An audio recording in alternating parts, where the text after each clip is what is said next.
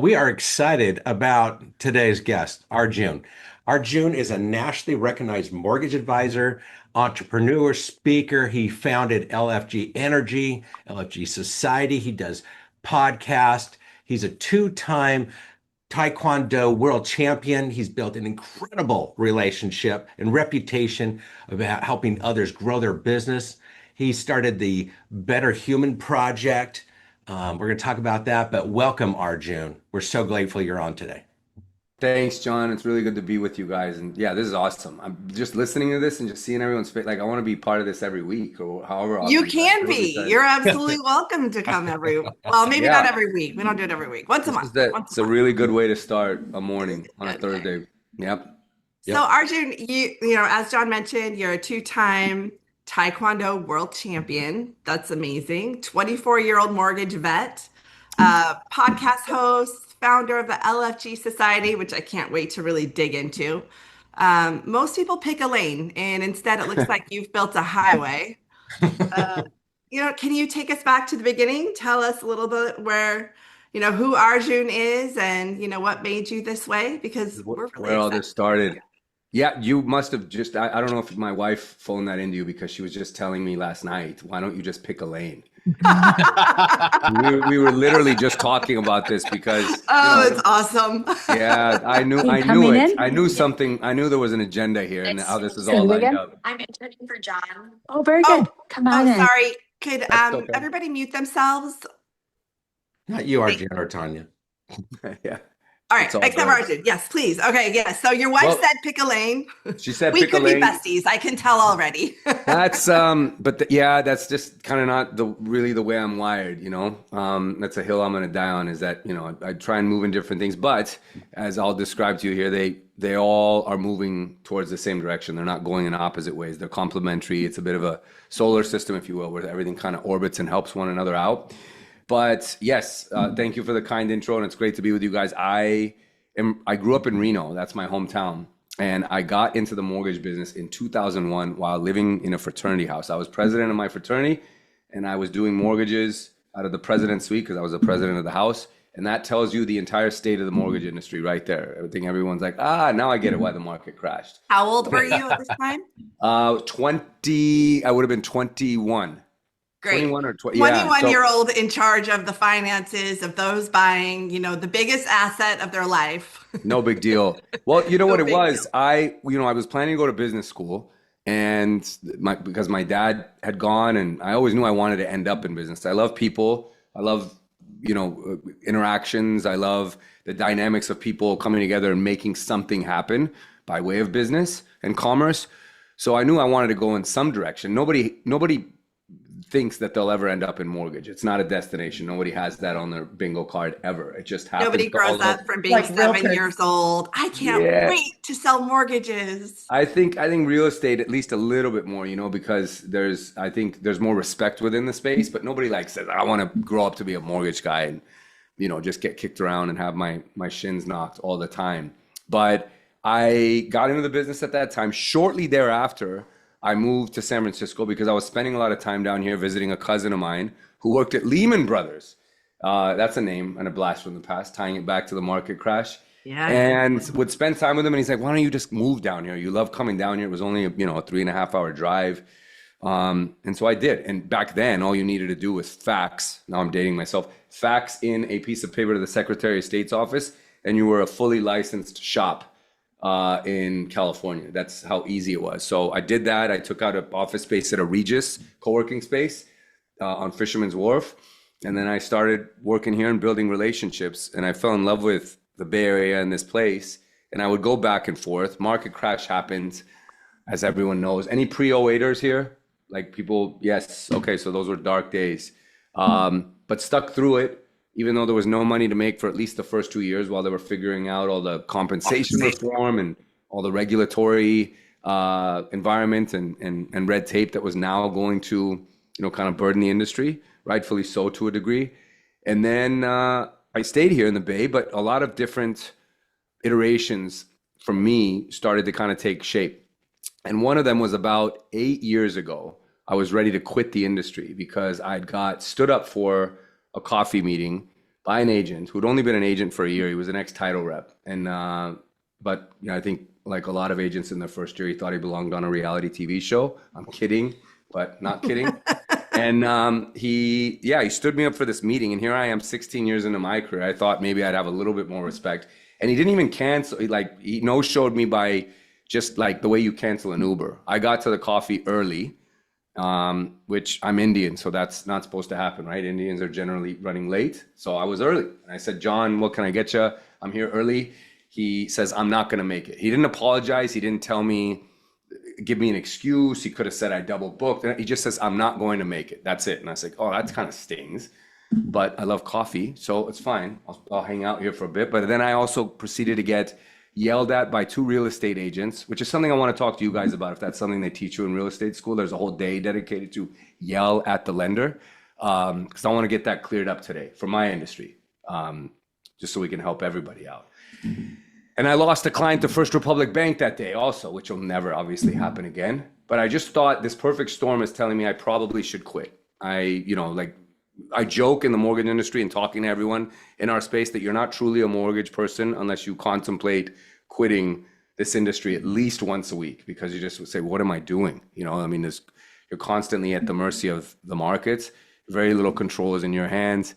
And so I went outside, and I remember exactly where I was standing at that cafe in San Francisco, and I called my performance coach, and I've worked with him since 2009. Business and performance coach. He works with a lot of real estate and mortgage professionals. And I said, I think the universe is telling me I should quit. And he says, look, I know you're good at what you do, and you know you're good at what you do, but does anybody else? And the answer, aside from my martial arts background, if you Googled me, was no, nobody did. And it was this kind of big moment that punched me in the chest. And he says, look, I don't know what the answer is, but you have to change that. You have to do something. So after a little bit more soul searching and, you know, just for a few days and taking a good hard look in the mirror, I decided the way that I could compete, the way that I could not be commoditized, because that's what had happened to me. I'd become basically only worth the interest rate that was stapled to my forehead.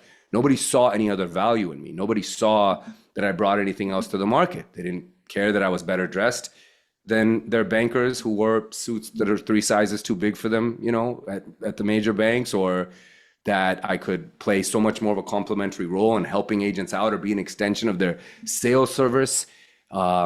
Anything, relationship management, it was just always about the interest rate, and that's it. And so something needed to change, but I realized I could compete and have full control over how visible I am in the market. That was the currency, and that's still the currency today, and that's the currency for all of us in a disruptive market, is how visible are you? Because that's the counterpunch. Disruption, NAR lawsuits, anything, you know, things that are AI, all these things are going to happen. But the counterpunch to all of it is just be more visible. Because if you are, you'll always have a fighting chance.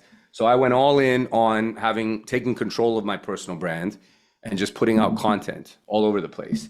That has evolved, and we can dive into that a little bit later if you guys want. But from there, I wanted to do a bit more. So I started up an event hosting platform, which was by total accident. I can get into that story later if you want, but that's how LFG Energy was effectively born, was by total accident. I didn't know what it was going to be. It was just something that we always said when I was coaching the athletes for Team USA in Taekwondo. And I'm not anyone special that says it. Tom Brady says it, like all kinds of athletes. You guys probably all say it before you're heading into a listing appointment, right? That's effing. First of all, does everyone know what LFG stands for? I was just going to broach that and make sure it's okay, but it is early. It Seriously. feels too early to drop F-bombs. No, but it's let's not. fucking go. It's Yeah, just, that's That's exactly what that's exactly what it stands for. Exactly what you think it stands for. There you go. I just gave So you it's permission. it's basically an energy, you know. And you know, the podcast started, the online community started from there because I wanted to create a space for entrepreneurs to be able to come together and lift one another up and focus on their, you know, more of their personal and emotional development, not just their business moxie. And again, you know, it's just it just keeps going, and it's something that's grown. But all these things have kind of all fed one another. So that when my wife jokes with me, you know, why don't you just pick a lane? You know, why don't you just focus on the podcast, or just focus on the society, your community, or just focus on mortgage, or just focus on media? Those are pretty much the 4 lanes that I work in. I told her I Sounds like can't. a highway. Yeah, I can't. It's a 4-lane highway. They're all moving towards the same direction, which is to help people leave the industry better than the way that I found it, empower other people, you know, get to collaborate with people like this, you know, a special group of people at special times in the morning, and that's the story, and that's what I'm doing. I Thank love you. it. So what is this? Okay, you mentioned yell at your lender day. What the hell is this?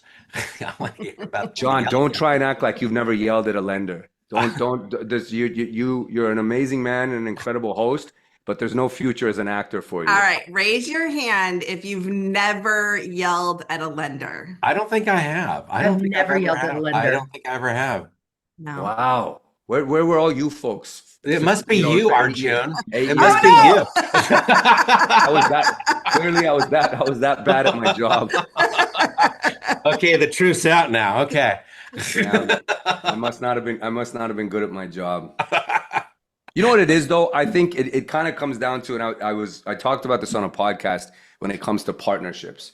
And obviously the one that comes to mind easiest here is the partnership between, say, like a lender and a realtor, and or it could be financial advisor and insurance specialist, whatever it is.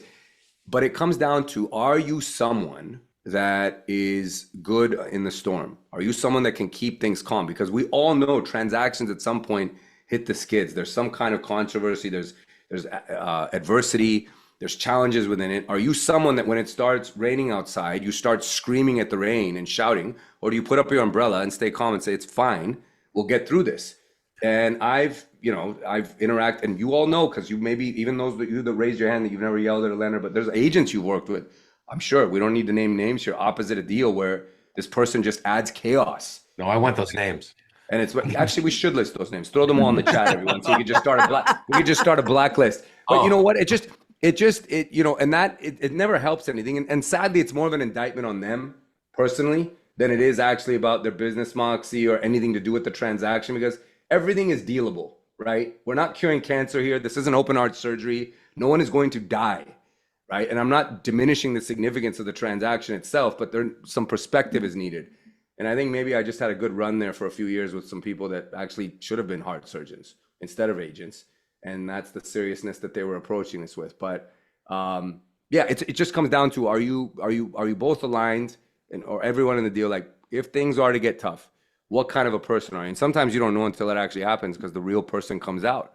And so, yeah, I had an unfortunate streak of dealing with some people that weren't really good in the fire when transactions, as they inevitably do sometimes here in the Bay Area, with quirky properties and interesting, interesting regulations and things behind them. So, yeah, that's it.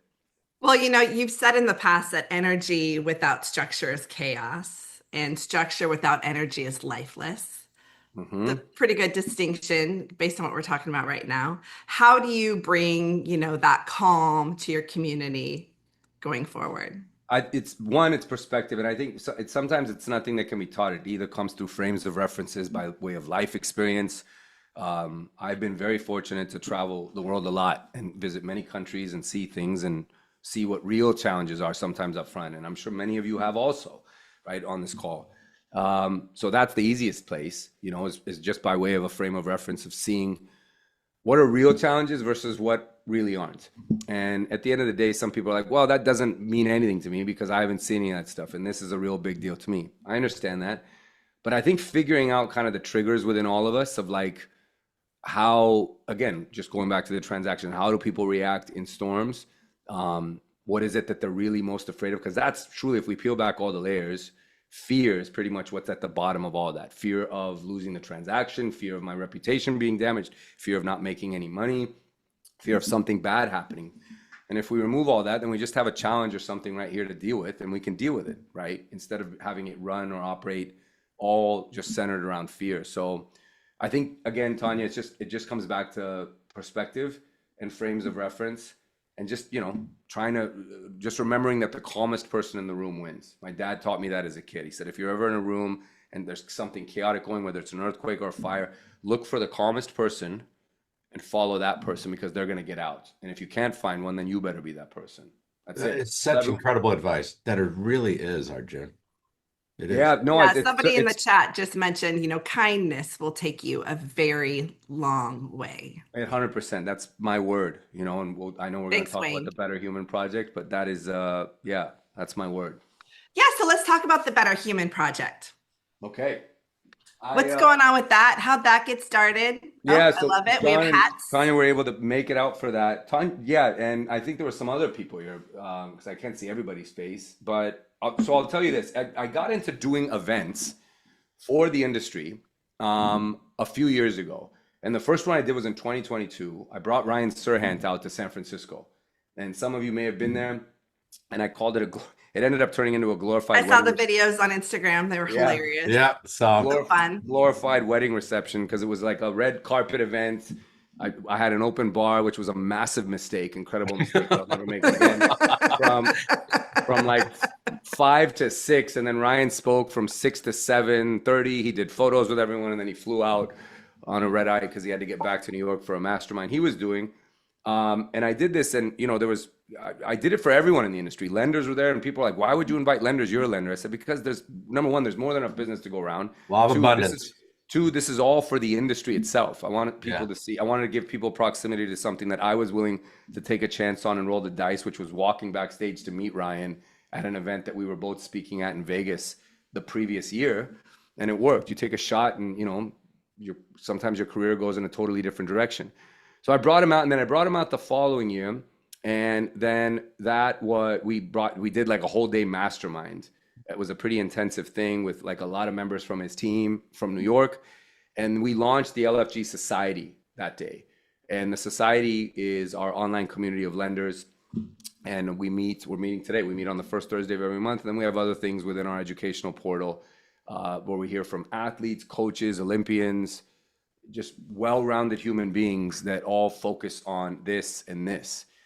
And that led into the Better Human Project, which is an event that also happens once a year. I recognize that everything, and I think all of us have a little bit of fatigue with this, of every webinar, every AI course, every sales meeting, and they're important, don't get me wrong, that are all focused on sell more, do more, hustle more, market more. Like it's all about the bottom line, right? Would everyone agree? There's plenty of this stuff out there that you can attend. Your annual conference for your brokerage, whatever it is, just sell more, do more. But nobody was talking about the mind and the heart. And to me, if these are empty, it doesn't matter how much execution and work you do. Like eventually you run out of runway, right? And we all know people like that. We maybe even been people like that ourselves at some point before we figured out that we were out of bounds. So I thought, what if I did an event, and this was 2 years ago, where we didn't talk any business. And I don't care what your accolades are, what you sold. I just want everyone to come in the room and just focus on, being a better person, because better humans do better business. That's what I genuinely believe, not the other way around. 100%. Yes. Some people think it's the other way around. If you're doing better business, you'll ultimately be a better human.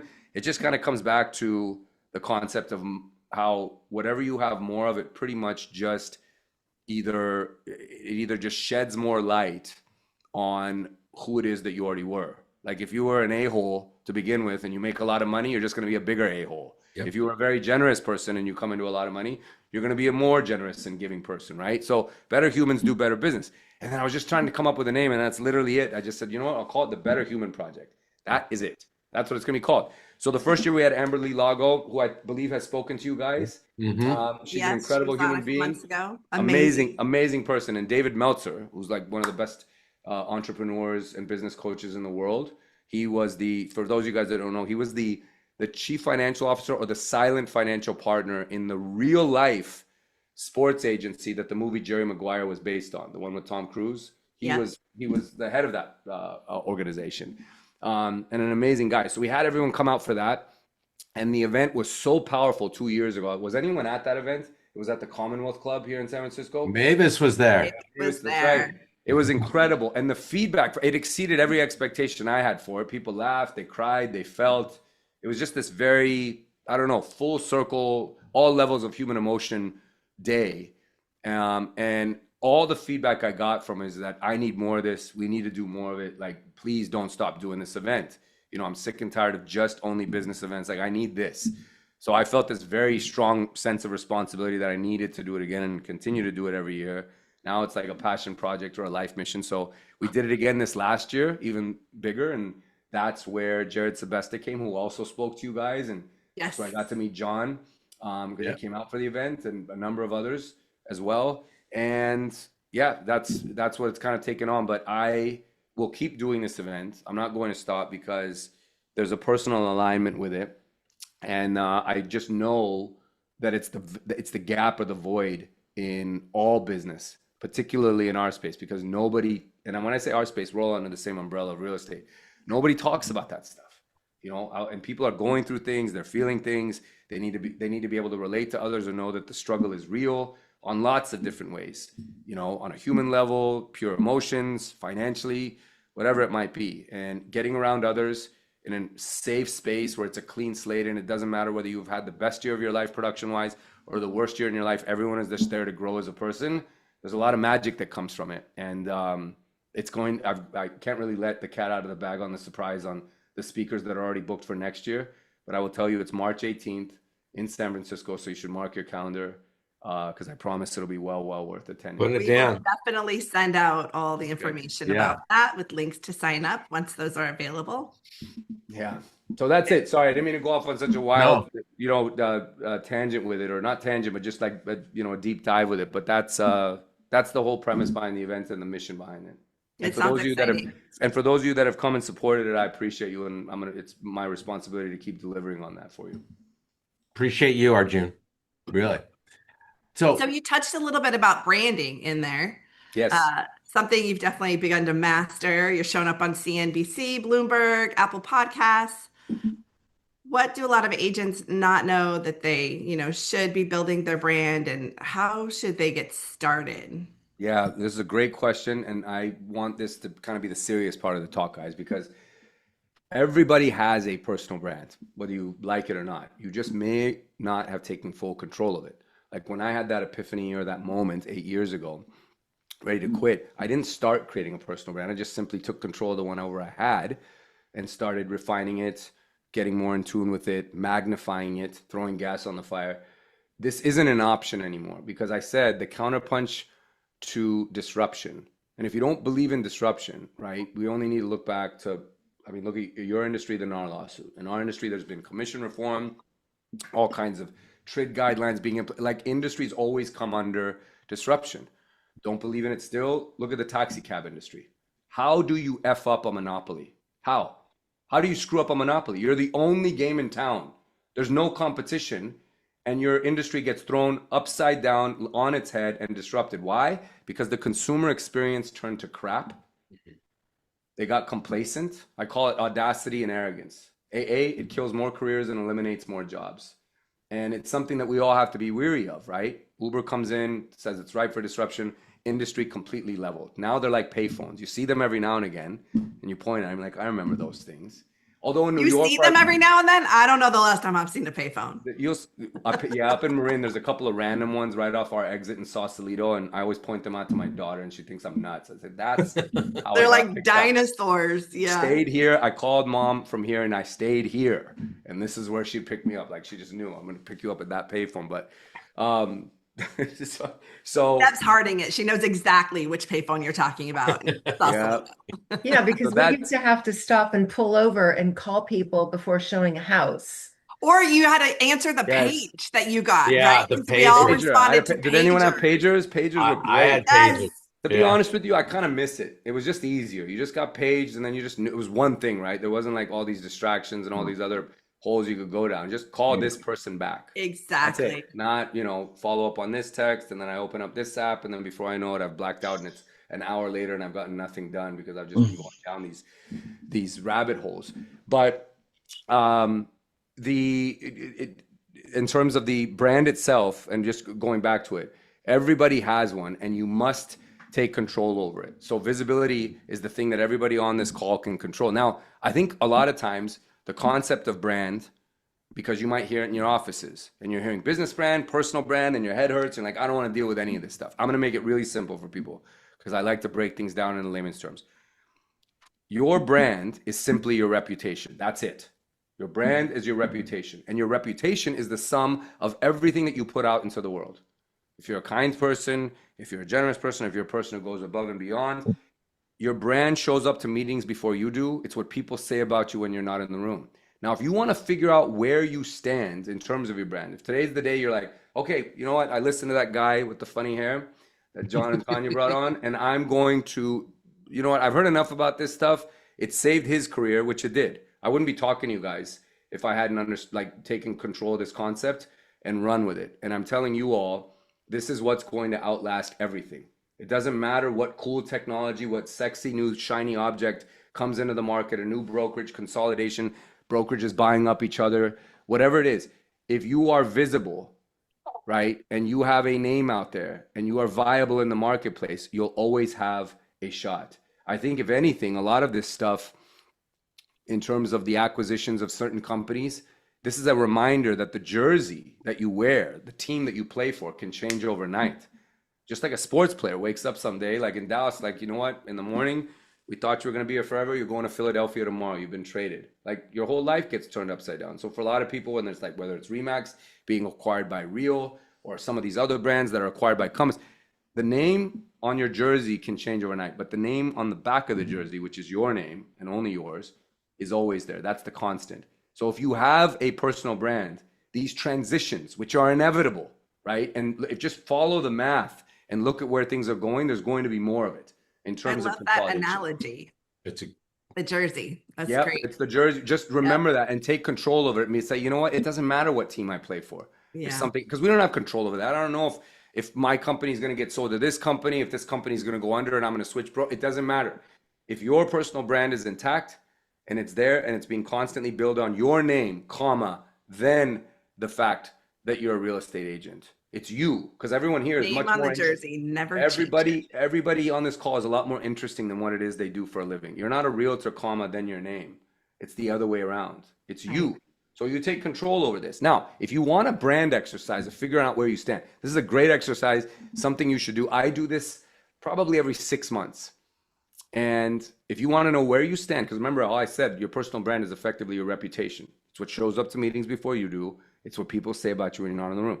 Text the last 5 clients you worked with, and maybe text 5 of the agents you worked opposite a transaction with and say, hey, I'm just taking stock in my business. And everyone loves that. When you get a text from someone that says, I'm trying to improve this, I'm working on this, you want to help, because we all want to root for people that are trying to make themselves better. So don't feel like, oh, I'm being too vulnerable. I don't want John to know that I work on my business because John thinks I'm perfect. No, he doesn't. John thinks you're not perfect. So let's just get that out of the way right now. All right? Not this John, but some other John. I didn't mean John. Right. Text them and say, hey. Tanya knows I'm perfect. Yeah. Right. Yeah. Right. So just text this person and say, I'm taking stock in my business and doing some refinement. And I know we worked on that transaction on Divisadero last month. Can you just describe to me in one word what the experience was like working with me and my team? One word. That's it. The reason why I say one word is that's all you need. And number 2, it reduces friction. Everybody can type out one word because it'll probably be the word that comes to their mind. You'll get the feedback. It's like you've asked for a review and you never get them because that's sentences, that's a paragraph. They don't have time. I'm not getting it. But they can tell you one word. So just ask them, what was it like working with me and my team? What was the experience like? How are you left to feel in one word? There's your brand. There's your feedback from the market right there. Now, when I did this exercise 8 years ago, there were not good answers. And that's what told me what was going on. I always joke that I was the face of my business and I had this very nice restaurant, right? With white tablecloths, and I was greeting people and seating people, but the kitchen was like a fast food restaurant.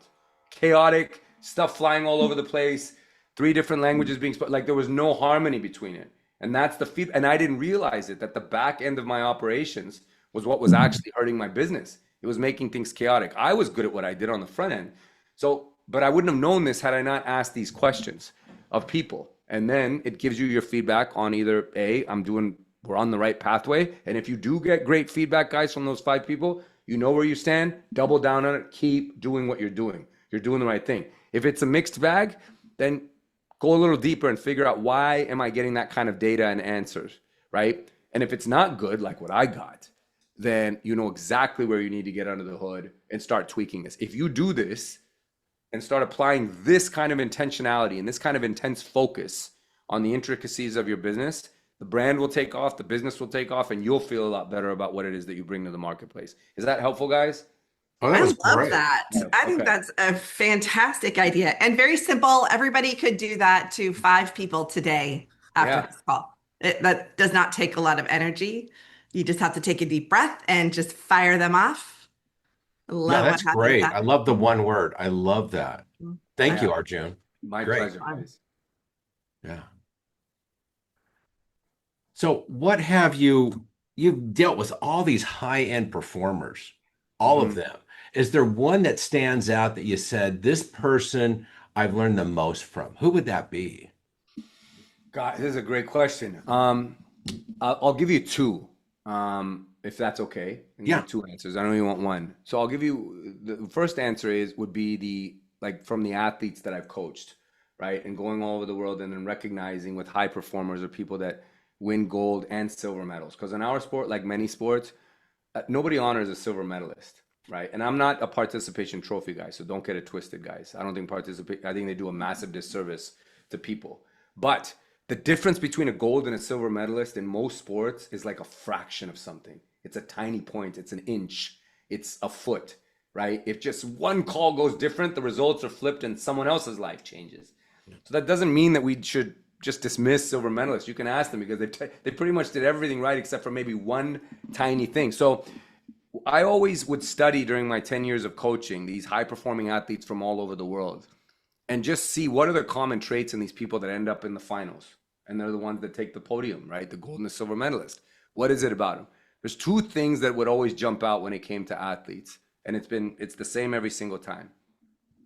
The first thing is that they always have a very, very high degree of mental toughness, right? And I don't mean mental toughness maybe from the time period that a lot of us grew up with sports where, like you had really tough football coaches, or they would tell you to just shake it off, not talk about anything, not feel anything, just, move on. I'm not for that. I think people should process things. I think they should feel. But my definition of mental toughness, which I heard from a very famous football coach, is that it is to be your best regardless of circumstance. You be your best regardless of circumstance. A lot of times when someone does better at your company, or someone wins, or someone achieves more, we look at that person and we're all human. So it's natural to say, well, it's easy for them. They don't have anything going on in their life. They're not taking care of a sick parent. They're not in financial distress. They're not going through a divorce. They're not dealing with teenagers that are actually like going to kill us, as parents. Whatever it might be, you're wrong. Every time I've talked to these people, they're all dealing with something. Everyone's dealing with something. They were just better at compartmentalizing it, and they had mental toughness. How? They showed up as their best regardless of circumstance. So whatever your thing is, it's not an excuse. It's just a circumstance, and you still have an obligation to show up and do your best regardless of it. Just accept the fact that I've got some shit, they've got some shit, who cares? Let me just do what I'm good at. Let me do what I'm here to do, right? That's how you need to show up in the marketplace. No excuse, right? So they had this. The other thing they have, and this is so important, and everyone needs to make sure you recognize this too, they all had unshakable belief in themselves. I competed in 3 world championships. I won 2 of them. The first one and the last one. It was a good way to retire. Finish on the last one, right? Not roll the dice anymore. The middle one, I can tell you, the one that I lost abruptly in the first round. I believed in all 3 of these in myself that I was going to win that day. The belief was the highest. I did everything that I could control to make sure that I did. Sometimes the cards don't fall where they fall. You guys do everything perfect for a listing presentation, lined up, you felt, I'm going to get this, and then it just doesn't happen. Like things happen sometimes, no matter how much we prepare, because there's certain things that are just out of our hands that we can't control, where the cards may fall again. But high degree of mental toughness and unshakable belief. Does everyone on this call believe that they're the best at what they do? You have to, because if the market relies on us for this now, right? The market needs us all to be all in right now. You have to believe you're the best at what you do, because if the clients smell just a little bit of doubt in you or the marketplace, they're not going to do anything, especially now, right? And that's a closing note that I'll leave you guys on, which is that everybody or just at least on this topic here, everybody needs to be all in on what it is that they're doing, all in. And I'll give you an example. During the COVID market, agents didn't have to be all in. The consumer was all in. The consumer was 100% all in during COVID. I hate you. We need more space. We need a home gym. We need like a home office. We have to move to the burbs. They didn't care who was the agent. A lot of agents and lenders got false senses of security that we were really good at what we did during that time. No, we were just great facilitators of transactions. We weren't the secret sauce. The market was the secret sauce. That's why you had agents and lenders who weren't all in. They were maybe at like 50, 60%, come in and make $1 million and leave. There were agents and lenders that came into that COVID market who don't even own an asset. They rent still. They don't even believe in the asset class, but the consumer was all in. Now it's flipped. Now, right now in this market with shaky headlines, sticky inflation, uncertainty in geopolitical events, is the market going to crash? Layoffs, AI disruption. The consumer's at about 50 to 60%, which means we have to be at 100, not 99, 100. You have to be all in on this asset class and what it is you do and belief in what it is you do if you want to have a prayer of being able to guide these consumers. Because if you're at 90 or 95, they'll see that the way a shark smells blood in the water and they're not going to transact. You already know it. They walked away from that deal. They backed out of that offer. They delisted the house. You have to be all in. So if that is happening, perhaps maybe there's some misconnection or disconnects with business. Things aren't happening. Take a good look in the mirror and say, where's my belief level? Because they can smell it. Like good perfume or good cologne or shit perfume and shit cologne. Okay? They can smell it a mile away. Where is my belief on this and what's my body language like? Do I believe in this? And if you don't believe in this asset class, please don't talk to another client until you do. Reconcile that. Talk to your broker, get involved with communities and teams like this, talk to your coach if you have one. And if you still don't, then just exit the business. Because the people that need to stay in this business have to be all in. And I don't mean that as like tough talk. I mean that I'm just serious. Like we have a responsibility, right? Despite what people say, you don't deserve the commission that you make. And people telling me as a lender, I can just do that whole transaction online using AI. I don't even need you. Like we have a very, very high level of responsibility to be all in and bring the absolute best to the industry right now because it's needed more than ever. So again, guys, mental toughness and belief. Those were the two. Arjun, yeah. How do you, okay, you just mentioned all that noise, that it's very challenging for people in our industry, realtors, lenders alike, to separate the noise, stay focused on, whatever you're doing to keep your business moving forward. How do you separate the noise and change your mindset? You mentioned the guy, ditched you for coffee, right? You had kind of like an aha moment, F this. But on a daily basis, there's constant news disruptors. There's a lot of noise out there for our industry. How do you change your mindset to keep yourself focused on moving forward? You just have to remember that it's always about them. Anytime that you are getting either stuck, feeling frustrated, getting upset, suffering, it's because you're probably looking inward. You're making it about you. If it's always about them, the consumers, the marketplace, the neighborhood, whatever it is that you are championing, then you don't really get tired. That's where you remove the excuses. It might sound like I'm oversimplifying it, but for me, this is what actually works. Anytime I ever don't feel the I have to create more content today, I have to do this. If I just stop, I feel tired of it, stop. That's all about me. If I really care about this industry or my marketplace the way I claim to, then I have to show up. It's all about them. So anytime you feel a little bit stuck or you need to like recenter or just kind of recalibrate your intentions and your energy towards this industry, just remind yourself that this is not about you. You have a responsibility to affect one person's life. Maybe it's multiple people if you're fortunate in a day, but at least one, right?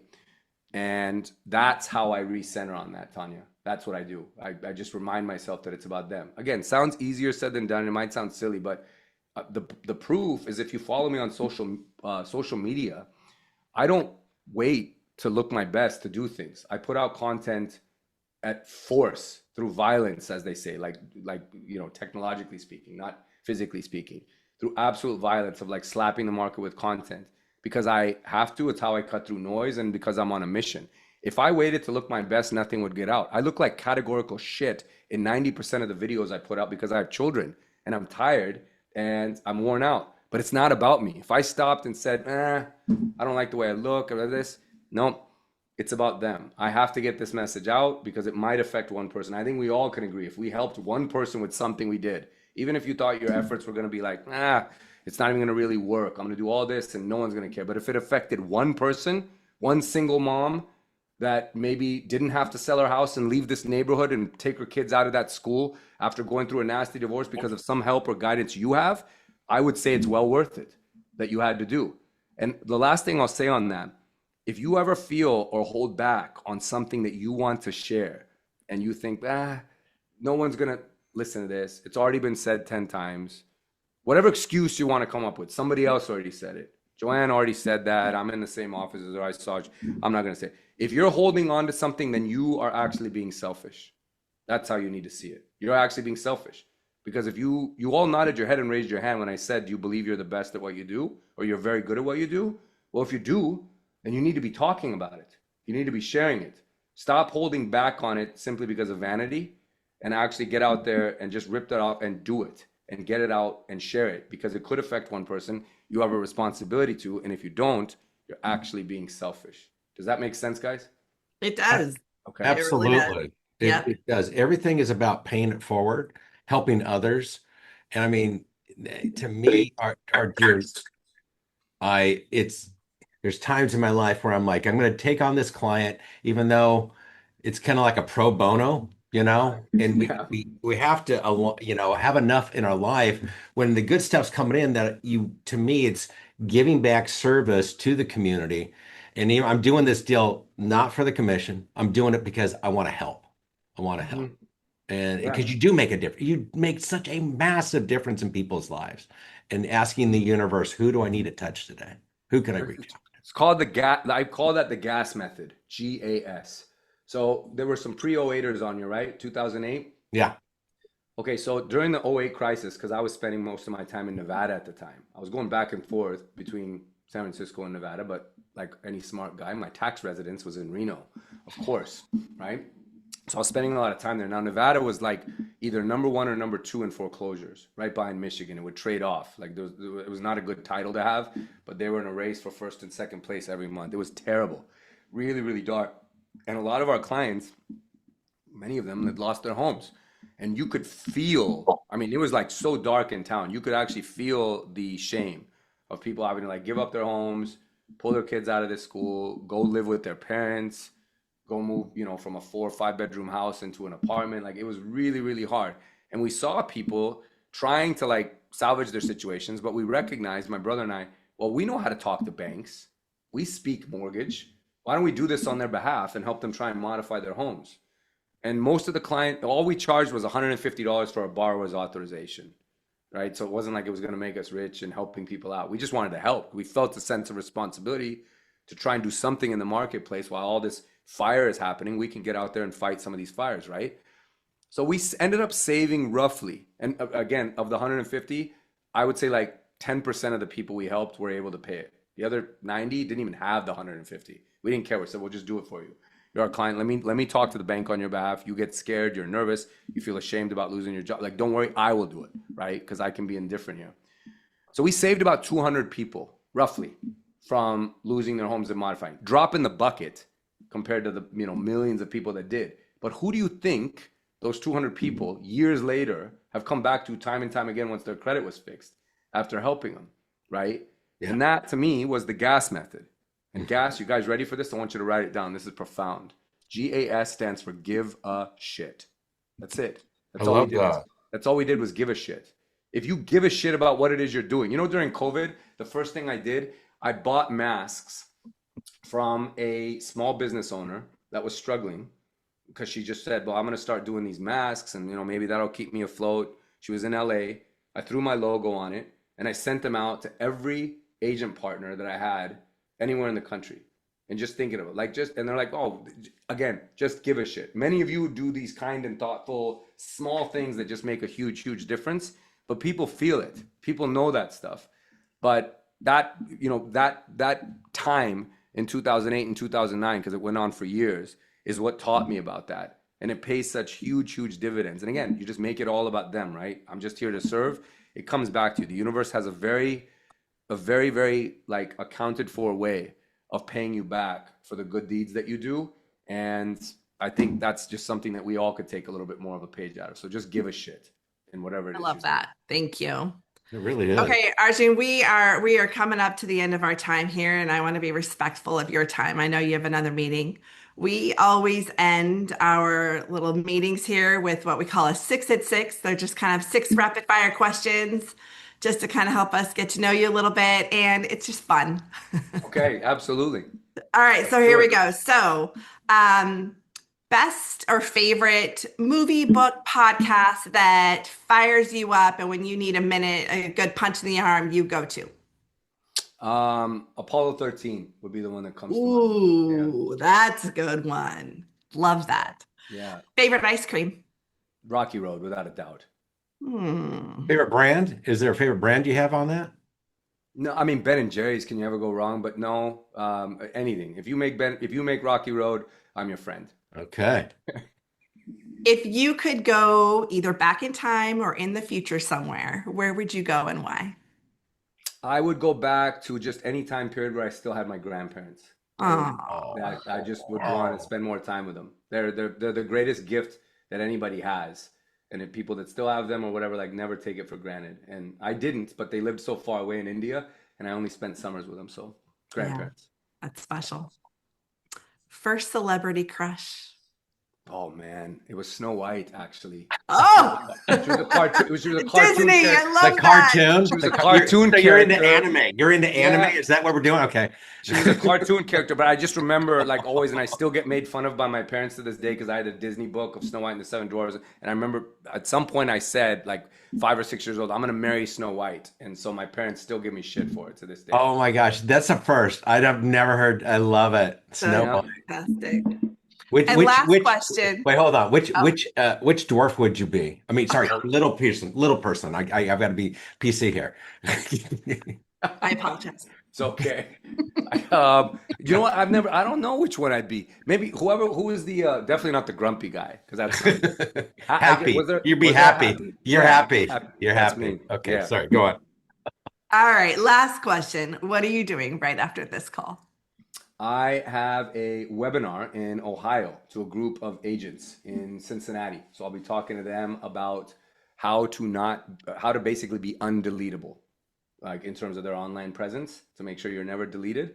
So yeah, this was an amazing warm up and I couldn't have started my day off better. So I really, really enjoyed this call. And Well, thank you so much for joining us. We Thank you, truly Arjun. appreciated it's my it. pleasure, Thank you guys. for sharing. Guys, that's my Instagram handle on there. It's me that answers. Please, if there's ever anything I can do or include you in on, I do lots of community calls for agents all over. And then we have community itself, which John is a part of. Anything I can great. ever do to help you or be in service to you, please just send me a DM or follow me and stay connected. It's the closest thing I've seen to something like 6 a.m.ers that we have in our community is your community. And it's about collaboration, helping others, and not, it's just in being family. It's family. And Giving a shit. yeah. Giving a shit. Give a shit. All Appreciate right, you. everyone. Hope Okay, you all Fawn, have go a ahead. fantastic day. Have a Thank great you one. so much. Go ahead, play a song. Fawn. Love you guys. God bless. Thank you. Love you too. Mwah, everybody.